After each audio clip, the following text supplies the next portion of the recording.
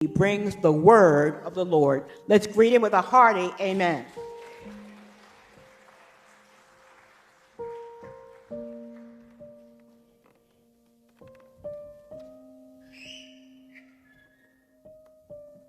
Amen.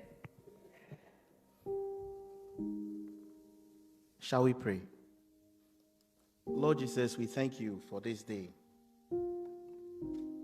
This day that we remember our heritage. We remember where we came from.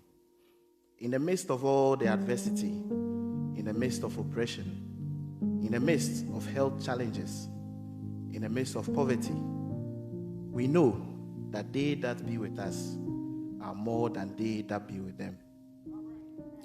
So Lord, let your Holy Spirit have your way this day. Give us understanding and bless us with your wisdom. Have your way, dear Holy Spirit. Amen. The sound of victory. The sound of victory. Wouldn't it be lovely if every time we go through adversity and troubles and pain, that God would open our eyes to see the better side of things, to see the host of angels who encamp round about us to deliver us? That would be lovely. This is what happened when the king of Aramea or Assyria sent his host of army to go and capture the prophet Elisha. You see, Elisha had been helping the king of Israel. Anytime the king of Assyria plotted to kill the king of Israel, Elisha would tell him, do not pass here, do not pass there, because the king of Assyria has decided to kill you. This infuriated the king of Assyria, so much so that he was like, how is this king of Israel always knowing my moves? And his subjects told him, there is a prophet in Israel. He knows what you think about, even in your bedroom. And he tells the king of Israel, that is why you are unable to capture him and kill him. And so when he sent his host of soldiers to go and capture Elisha the prophet, the Bible says that in the morning, Elisha's servants got out and saw this vast army surrounding the whole city just to capture one man. And the Bible says he was so afraid that he went in and said, my master, alas, we are dead. Trouble has come. Today we have no way out. And the Bible says Elisha looked at him, prayed for him that God should open his eyes to see the host of angels who are with them, and told him that, be not afraid, for they that be with us are more than they that be with them. I'm starting by encouraging you today that whatever it is, whatever trouble you are going through, they that be with you are more than the troubles that you can see around you. When my sister-in-law passed away, just 3 days before her 34th birthday, in October of 2021, those were very hard times. I struggled to find the right words to say to her young husband and the 3 kids that she left behind. So I prayed for him, and I asked God to just open his eyes, that he might see where her wife is now. If she's in joy, which I believe strongly, that God should just open his eyes to see that she's in a better place. I believe strongly that when we pray such prayers, it helps to take us through the troubles that we are going through. It is not easy, but I pray that a lot of times God shall open our eyes to see the other side of the pain, the other side of the adversity, the other side of the oppression, the other side of the trouble that we are going through. Amen. So this continued in Samaria. You see, Samaria was a city that was an open city, very open, a pluralistic society. Everything goes in such a society. Yes, there is Christianity, There's a worship of God, but there's also the worship of a certain rain god and a fertility god called Baal. And before Elisha's time, the prophet Elijah challenged the power of this rain god. And one way that he challenged him was that he commanded that there shall be no rain in the land for 3.5 years. If you call him the rain god, then I am going to pray to my God that there will be no rain. Then we shall know whether he is truly the rain god. And the Bible says for 3.5 years, there was no rain in the land. We know the story. Elijah went on to kill 400 prophets of Baal. Jezebel chased after him. He got depressed, said, "Oh Lord, take this away from me. I want to die." But that is another topic for another day. So in the time of Elisha, we remember our heritage as people of African descent who have endured oppressions of all kind that continue even today. The odds are stacked against us. The opportunities come our way, but your chances of making it, you have to put in 10 times the effort that other people put in just to be able to make it. We know all these things. You walk through predominantly black neighborhoods in America, and you see that there is so much trouble going on. You walk through neighborhoods in South Africa, which contain black people or African people, and you see the troubles that are going on. You hear about Africa, you hear corruption, you hear all these troubles. And we just recently heard of the ruling against affirmative action. There are always those who strive to pull us apart, even furthermore. The economic and political divide are widening every day. The saddest part of this affirmative action ruling for me, when I did my research, was that I found a Chief Justice who is of African descent and who benefited from affirmative action, voting against it.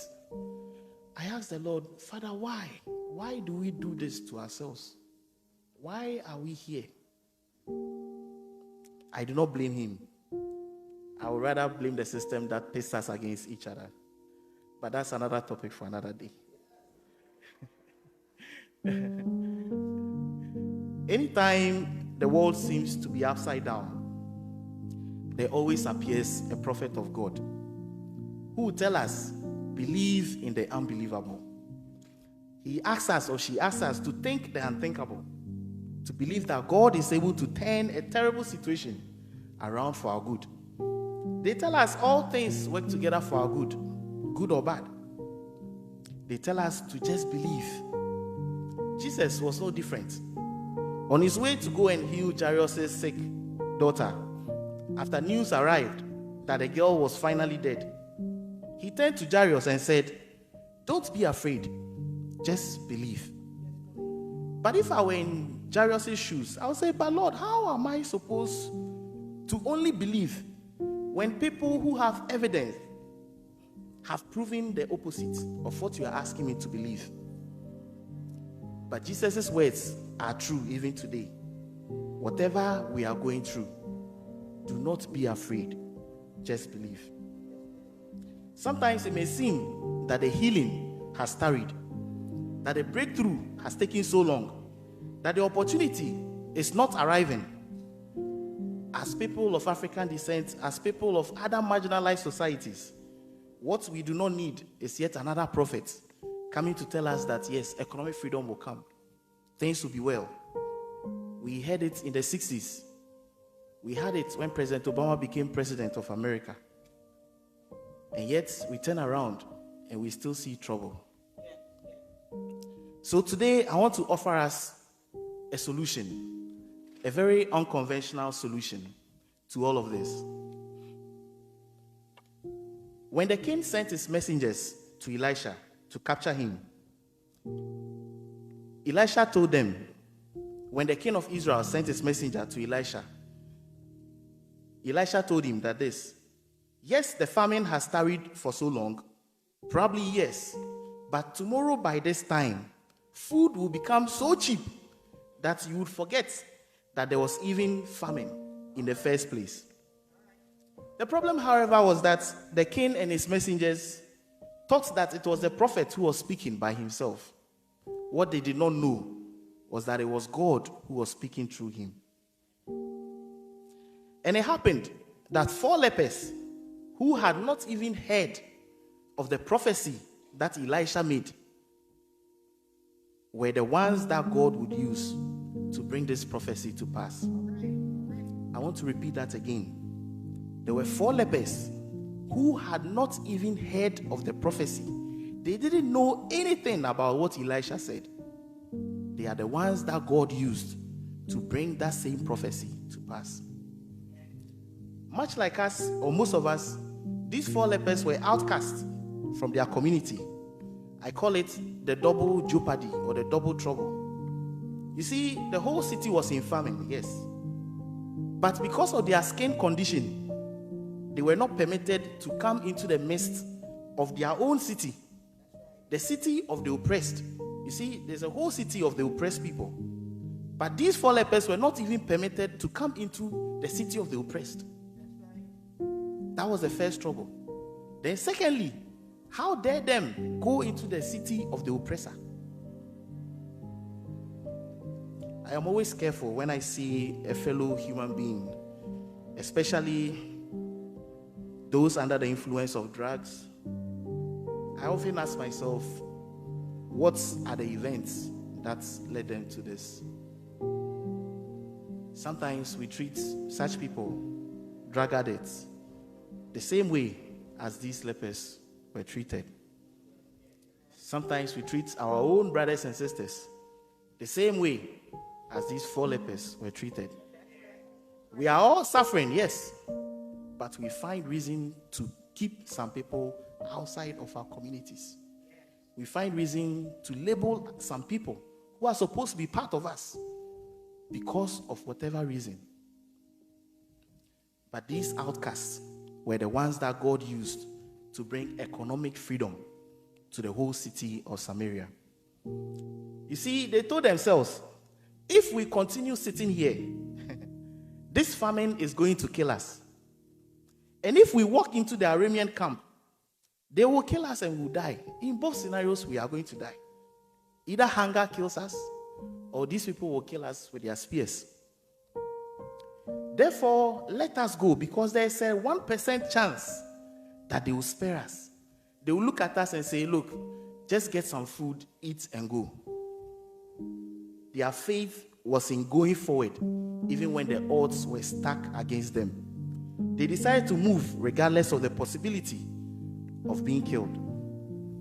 With or without affirmative action, our children will become influential in this world. With or without economic oppression, our children will make it. With or without racism of all kinds, we shall still apply to Harvard and Yale and BU, and we shall still make it. You have to shout amen to that.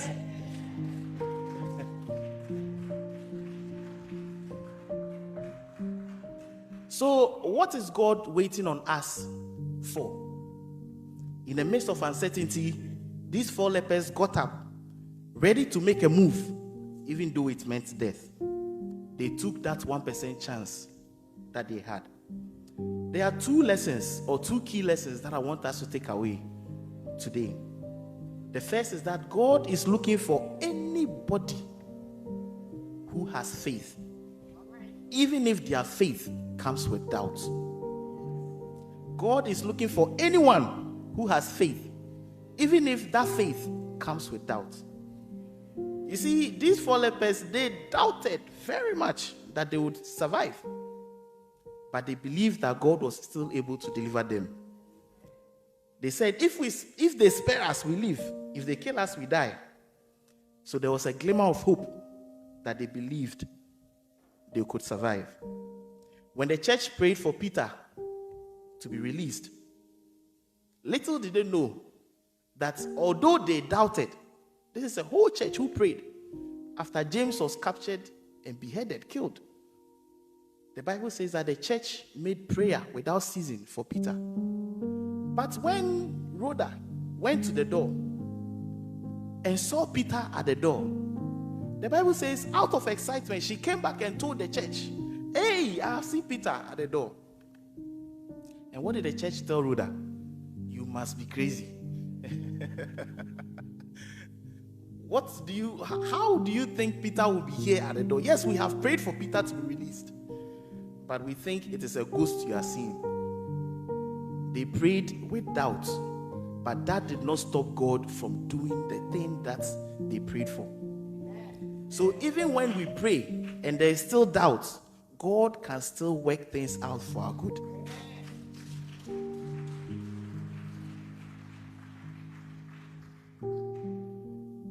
I'll give you another example, then I'll go to the second key lesson. When Jesus came down from the mountain of transfiguration, the Bible says he came and met trouble. A man whose son was tormented by demons. And the Bible says Jesus told the man, if thou canst believe, all things are possible to him who believes. And the Bible says, very importantly, the man replied, I believe, Lord, but help my unbelief. For a long time, I've been wondering, if you believe, then how do you want God to still help your unbelief? And then I went to the Message Bible, and it brought out what I was thinking. It says, I believe, Lord, but help me with my doubt. So it is okay to doubt when you pray. Don't be too hard on yourself. With that 1% chance that God will still do the prayer, the healing will come, the provision will come, the breakthrough will come. You just have to believe that God is able. Number 2, all of the people of Samaria were living in fear of something that could be overcome by movement. You see, the Bible says that the 4 lepers got up at a certain time of the day. They got up at dusk. Dusk is a time of partial darkness between day and night. So I think now in Boston, Massachusetts here, dusk is around 8:30 to 8:50, thereabouts. That is dusk. The Bible says that the 4 lepers got up. These were people who have not heard the prophecy. The exact time that they got up was the exact time that God caused the Assyrian camp to hear the sound of chariots. It is there in the Bible. It was the same dusk that they got up, that God caused the Assyrian camp to hear the sound of chariots, that they left everything and moved. So maybe God wasn't looking for them to pray. And I know this is hard, but permit me, God was looking for them to move.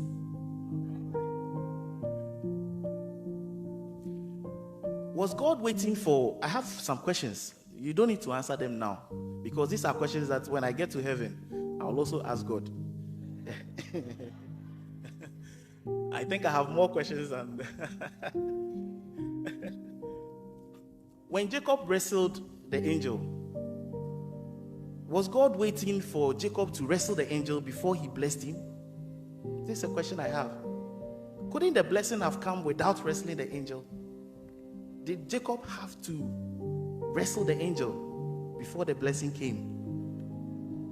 When Joshua and Caleb came from spying the land of Canaan, and the 10 other spies were saying that this land is full of giants, we cannot take it. And when Joshua and Caleb said, let's go at once because of the promise and take it, if they had listened to Joshua and Caleb, would Moses have seen the land of Canaan? Would they have seen the land of Canaan? Did they have to wait for 40 years in the wilderness just to see the land of Canaan? I don't know. There are questions that I have also. And then when God appeared in the form of 3 angels to Abraham, that he was going to destroy Sodom and Gomorrah. This is the third question I have for God. that Abraham started bargaining. Lord, if there are 50 righteous people, will you still destroy the land? And then he went down and stopped at 10. If Abraham had gone to one person, that Lord, if there is one righteous person in Sodom and Gomorrah, would you spare the land? If Abraham had gone to one person, would God have spared Sodom and Gomorrah? Because we know that Lot was righteous. Maybe Sodom and Gomorrah wouldn't have been destroyed. This is a question I have for God. So have there been times in your life when you got a beautiful business idea, for instance, but you kept it on the shelf until one day you heard on the news that someone has implemented that idea, the same idea, and is successful? It has happened to me a number of times. What would have been the outcome if the 4 lepers had not moved? Maybe the whole of Samaria would have been destroyed by hunger. There were Israelites in the city of Samaria who were hungry, just like the 4 lepers, but they did not make a move. If you forget anything I've said today, I want you to remember one thing. God is not limited by time or space. So let us stop limiting God, because He is not limited. It challenges our theology as Christians. Is it possible sometimes that God has already answered some of the prayers we pray for, but He's only waiting for us to make a move into position? Is it possible?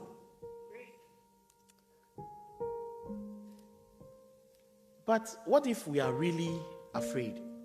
What if we are really, truly afraid? Affirmative action might be over, but He who has begun a good thing will carry it to a good conclusion.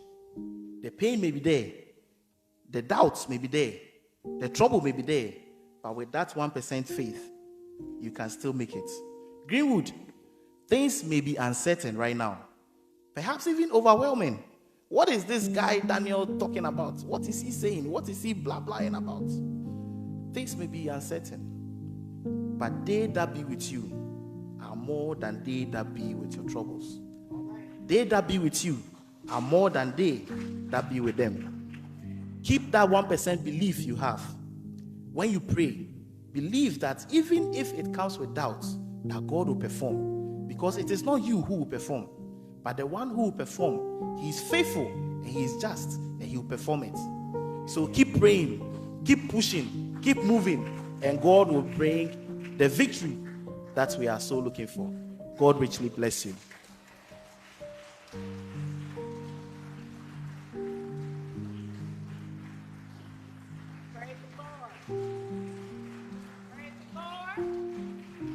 Praise the Lord. Did you hear the word of God this morning? Praise the Lord. Praise the Lord. Faith makes all the difference. Faith makes all the difference. Did you hear the word of God this morning? We need to give God glory. Hallelujah. Hallelujah. Hallelujah. Hallelujah. Hallelujah. The Spirit of God is moving in the house of the Lord. God sent us a messenger and a message this morning. Glory, glory to God.